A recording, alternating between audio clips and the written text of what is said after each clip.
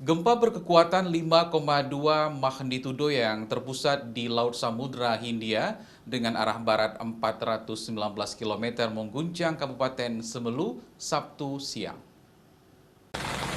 Gempa bumi berkekuatan 5,2 magnitudo yang berpusat di Laut Perairan Samudra Hindia wilayah barat Kabupaten Semelu terjadi sekitar pukul 14:11 waktu Indonesia Barat.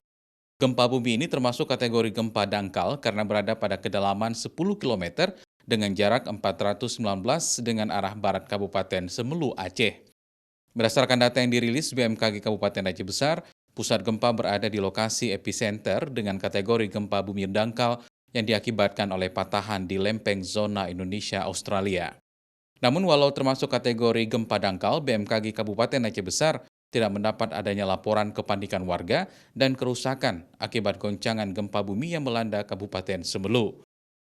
Memberikan informasi terupdate terkait gempa bumi yang terjadi beberapa saat lalu. Telah terjadi gempa bumi dengan kekuatan magnitudo 5,2, di mana gempa bumi tersebut berpusat di laut di Samudra Hindia dengan jarak 419 km barat dari Sinabang, Provinsi Aceh.